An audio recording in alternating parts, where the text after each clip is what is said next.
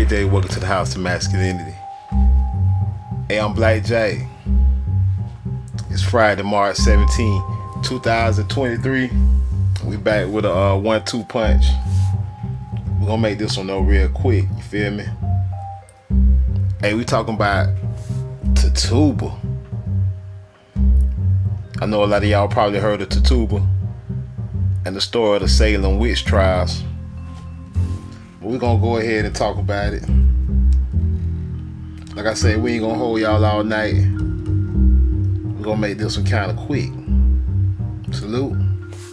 Shout out to the patriarch. Shout out to the whole tribe. Shout out to the brothers and the sisters and the stronghold of the Naga. Salute. Hit me up in the chat. Let me know where you at. Yeah, we talking Tituba. Hey, peace and honor to George Wishart III. You know what I'm saying?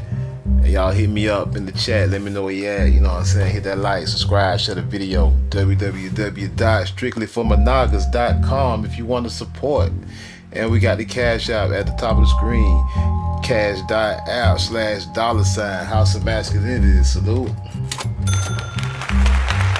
I appreciate everybody that's been supporting. Y'all do me a favor and hit that like button, share the video. You feel me? Hey, we gotta get this message out. We talking to Tituba and the Salem witch trials. Yeah, they want to call Tituba a witch, you know. You big dummy. What kind of shit is that? But we're gonna get into it. We're gonna see who Tituba really was, you know. And I got just one article I'm gonna read from. The article is from Vice.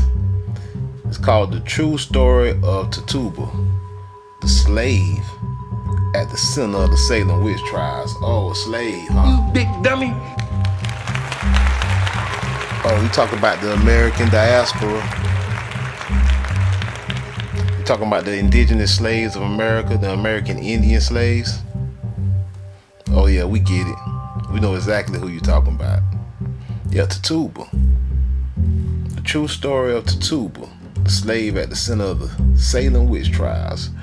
Rather than deny accusations of witchcraft, the enslaved woman spun a rich tale of sorcery that ultimately saved her life. Okay, let's read. This is from Vice.com, you know what I'm saying? It says, it was February 1692. All right, let me read the caption in the picture. They got the depiction of Tituba. You know, yeah. Clearly looks like a Negro woman to me. Salute. You big dummy. All right. 1992 rendering of Tituba. It was February 1692, and in the staunchy Puritan town of Salem, Massachusetts. Puritan town. Salem was a Puritan town in 1692, huh? 200 years after Columbus brought his monkey ass over here. You big dummy. Yeah, it was a Puritan town by then. Strange forces were at play. In the household of the Reverend Samuel Parris, 2 young girls had begun to scream and writhe. With no explanation for the hysterical behavior, a local doctor, William Griggs, handed down a damning assessment. Parris' 9-year-old daughter, Betty, and 11-year-old niece, Abigail, had been possessed by the devil. As the weeks went by, town leaders declared that Salem was under lethal threat from the supernatural, and a wave of panic swept throughout the colony. By early spring, the deadliest witch hunt in American history was underway. Deadly witch hunt. It was hunting down Tituba. Yeah, old Tituba. I'm gonna move on. But Tituba, man, remind me a lot of one of my ancestors, man. You know, I even what's the word I'm looking for? I even superimposed a picture of my ancestor next to Tituba, just to show the similarities of the Naga. And I'm gonna go to my community post real quick, my community tab, just to show the comparison, and we're gonna continue reading from that article about Tituba. But she was a so-called slave woman, Tituba. It's looking real similar to my ancestors. Salute. Yeah. Anywho, the old Tituba, huh? Let's read some more. Let's read some more about Tituba. The deadliest witch hunt in American history was underway, huh? Over the course of the year, the Salem witch trials saw nearly 200 people accused of practicing the devil's magic and claimed the lives of 19 on Gallows Hill before the chapter of terror came to a close.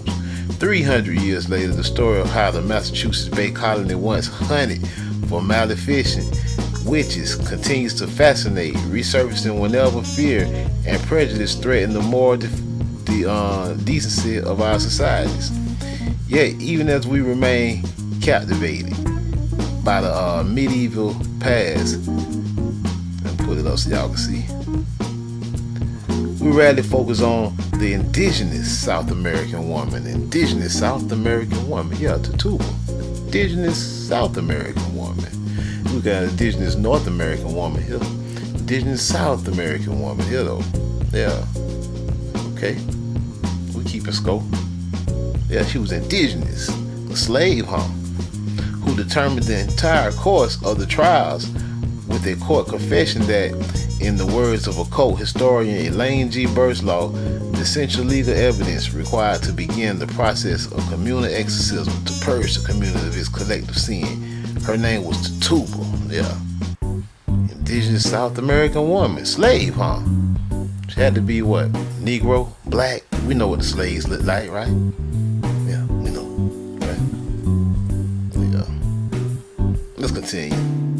Tituba was enslaved in Paris's household at the time of the trials. Right? She was a slave, huh? But exactly how she gained the nickname the Black Witch of Salem. You big dummy. Man, this history is all over the place, y'all. It ain't hard to find an indigenous black woman, a negress, a negrita, the golden goose. Yeah, the black witch, huh? Haters, man. They would call Tituba Black Witch. They call her Black Witch. She was just an indigenous South American. She was South American Indian. Yeah. You would call her a Black Witch. How dare you, you son of a bitch. Yeah. And convinced the small town of a satanic conspiracy is a story mostly missing from history books. It's missing from the history books. They hide the novel. Oh, the Naga always got to be missing from the history, huh? Yeah, hide the Naga, my Naga. Yeah, they call her a Black Witch. Historians know little about Tituba's background, yet they know she was indigenous South American, though. And what they know is muddied by folklore. They muddied her background. Like they muddied your background, my Naga. They muddied you. You big dummy. Muddied your background, my Naga. Dummy. Said you was from somewhere else. Told you was a slave from Africa. They ain't tell you the slaves was indigenous, huh? They ain't tell you they had to clear the land, huh? You don't clear the land and bring some other people from over here, especially some other people that look just like the people you so-called clear the land of. You don't clear the land of these people and go to Africa and get some people that look like them. What sense that make? Now you clear the land of these people and you enslave them. Conquered America. Why would you enslave Africans? You conquered Americans, so you enslaved the indigenous peoples of America, the native peoples of America, the aboriginals. You call them black witches. You committed your doomed diverses, your manifest destiny. Yeah, we get it. Yeah, we get it. Tituba was enslaved, the black witch, South American woman. If at all, Tituba is most commonly remembered for Arthur Miller's characterization of her in his classic play about the Salem witch trials, The Crucible. Miller's Tituba is a Negro slave. So dude, you big dummy. Negro slave. Calling her a Salem witch. She was just a Negro slave. The Indian was the Negro slave, huh? The Indian and the Negro the same person, huh? I see what's going on here. Salute to the tribe, salute to all my Nagas in the stronghold of the Nagas, the stronghold of the Negro, the so-called Negro, who dabbles in dark voodoo, cast spells over fiery cauldrons, and brews potions of chicken blood. But Miller's depiction is part of a stark and inaccurate racial transformation that's taken place over the centuries since Tituba leaned, shifting the popular image of her from South America to African. Oh, she black, so you want to call her African, you dumb son of a bitch. No, she's a South American Indian. Black don't make her African, you dumb motherfucking son of a bitch. Biatch. Stupid motherfucker. You want to take her past away from South America. You want to take her heritage away. And you want to call her African because she dark. You go back where you came from, motherfucker. You found us here. Color race, bitch. Copper color, Negro slave, South American Indian woman. They want to call her African now with no facts behind it. Burslaw has gone great lengths to uncover details about Tituba's early life and has traced her to Arawak. Why the fuck you calling her African? Just cause she's so-called Negro or so-called black or fucking color? She indigenous to America, no ancestry in Africa, never been to Africa. She's an Arawak Indian in the northeast coast of South America, present-day Venezuela. She's a Venezuelan, Negrita, Black Americana. Due to the demand for indigenous household slaves, not Africans, indigenous slaves, to relieve the labor crisis in Barbados at the time. Burslaw posits that it's likely that Tituba and her husband were captured on a kidnapping expedition and taken into service before they were purchased by Reverend Samuel Parris and brought to Massachusetts in 1680. Yeah, the Negro slave, the black witch, South American, and you want to call her African. It's disgusting. The liars, the controllers, the liars in history. The liars, y'all. Salute, y'all hit that like for me. Hey, we always just popping off with some real history over here, man. We popping off with this real history over here.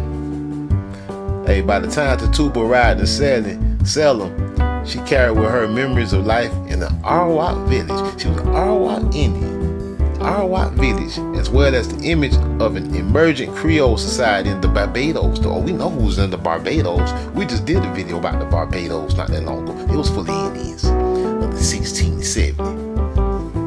Burslaw writes, settling in the white Puritan society of Salem village, Tituba's multicultural upbringing, along with multicultural, my ass, she was an Arawak Indian, along would have raised suspicions, but the most visible and immediate mark of demonic association was the color of her skin. You big What dummy. color was she? So-called black. She was copper color. She was so-called Negro. So you wanna make her African? You wanna kill the Indian and make a nigga? Being perceived as both African and Indian. How she was both African and Indian when both her parents was African. All her ancestors, both her parents was Indian and all her ancestors was Indian. How the fuck was she both African and Indian? What, because the color of her skin, you racist son of a bitch? You big dummy. Biatch. She's an Indian. Plain and simple. Case closed.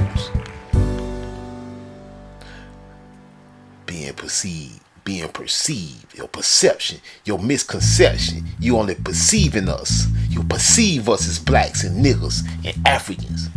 But we Indians, motherfucker. Going by your term. In other words, the Aborigine. Serve not to diminish, but to intensify the satanic stigma attached to the niggas in America, or to Tituba, and to heighten fears and fantasies Puritans projected on them, on these knockers. Notes Velda Smith Tucker in Purloined Identity, purloined identity, the racial metamorphosis of Tituba or Salem. They had her racial metamorphosis. They said, yeah, you black motherfucker, you's an African. You ain't no Indian. We don't owe you nothing. This ain't your land. This ain't your ancestor land, you niggas, you nagas. Y'all Africans. I don't care. I don't care that we find you in an Arawak village and your mama and your daddy was Arawaks. You African now because you black. Because we said so. Yeah. In the wake of the ordeal at the Paris household, Tituba, who allegedly dabbled in dark magic, she was black, he won't call it dark magic, was arrested on suspicion of bewitching the young girls and thrown into jail alongside 2 white misfits, the elderly Sarah Osborne and a beggar named Sarah Good. 2 white beggars. Yeah. With her race, gender, and slave status stacked against her, Tituba likely knew the Salem community would assume her guilt, no matter what she said. Not that a confession was the first thing on her mind initially. Tituba's completely denied causing the Paris children harm and engaging in a satanic pact. So on March 1st, when the Salem Town Justice John Hathorne asked Tituba once more what had prompted her to hurt the girls, she shocked the community by claiming that she had partaken in a diabolical covenant. The devil came to me, she confessed, and bid me serve him. You big dummy. Before a hushed courtroom, Tituba wove a rich tale confirming the authorities' fears that satanic evil was afoot in Salem. Villagers sat captivated as she outlined an array of demonic characters, animal accomplices, and evil spirits consistent intent on destroying the Puritan way of life, according to English folk beliefs.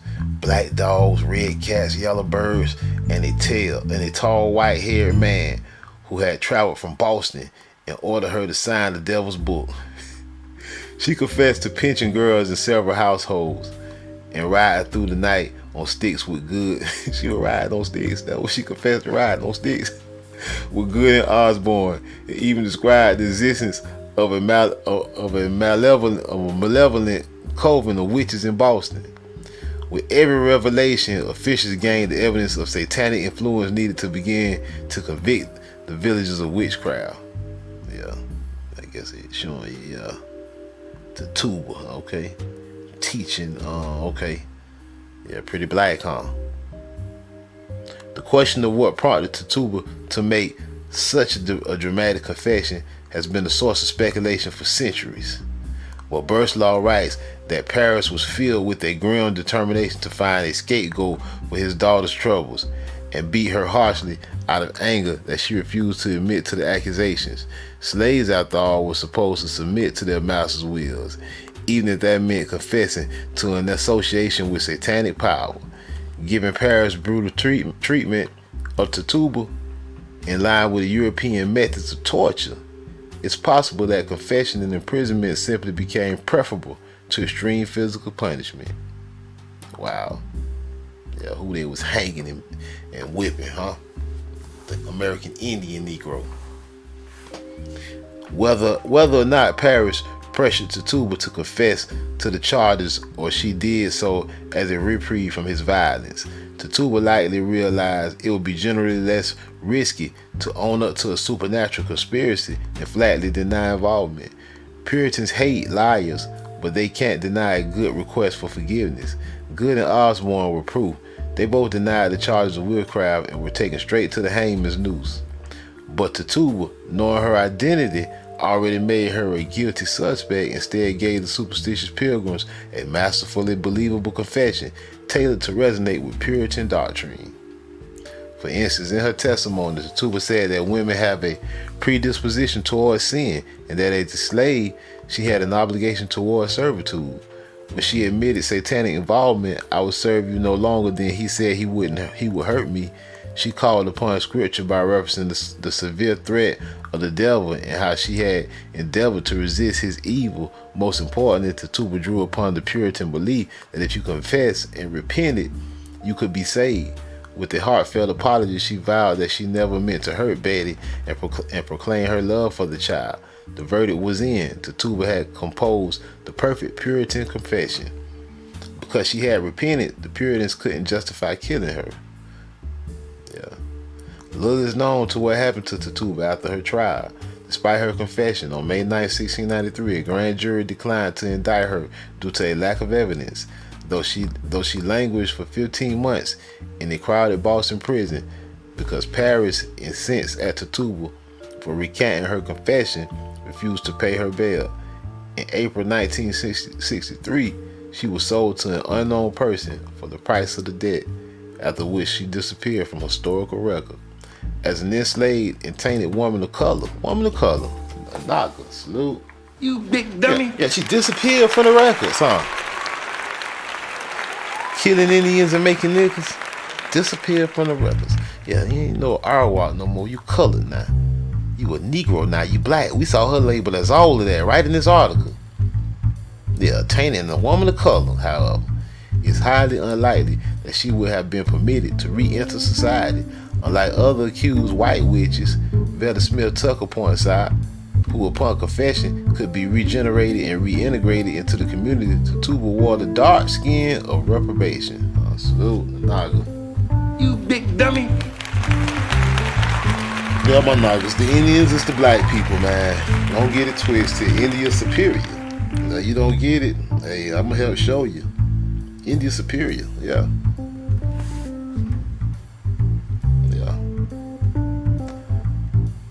Today it is hard to comprehend the immense skill it took for Tituba to manipulate the potentially fatal circumstances to her advantage. Tituba is typically portrayed as a harebrained storyteller, her sensational confession filled with the cast of a fairy tale, but the stakes were life or death, and a vivid imagination alone was no reprieve from the gallows. With a carefully crafted testimony that aligned with Puritan perceptions of gender, race, and religion, Tituba managed to stave off her oppressors, deflect suspicion onto the wider community, and protect her life from enslavement to persecution, servitude to survival. She ultimately created, in Burslaw's words, a new idiom of resistance by overly submitting to the will of her abuser while covertly feeding his fears of a conspiracy. Salute.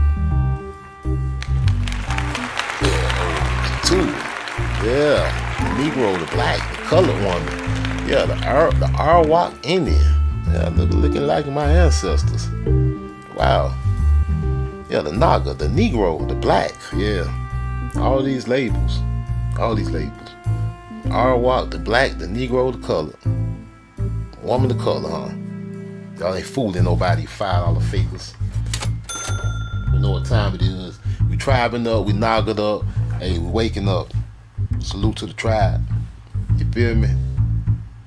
Hey, we on this Naga wave, and we ain't gonna stop. The Naga wave will continue. Hey, the revolution will be computerized. Salute. You big It's dummy. gonna be computerized. It ain't gonna be televised. The revolution gonna be computerized, my Naga. Yeah, they know it's coming. Hey man, I appreciate y'all for joining me once again with this little short 1-2 punch, man. I'm Blackjack. It's the House of Masculinity. Respect my house. We'll let the door not hit your ass where the Most High split your ass, you $5 faker. Salute to the real Nagas. Yeah, we out, y'all. Peace.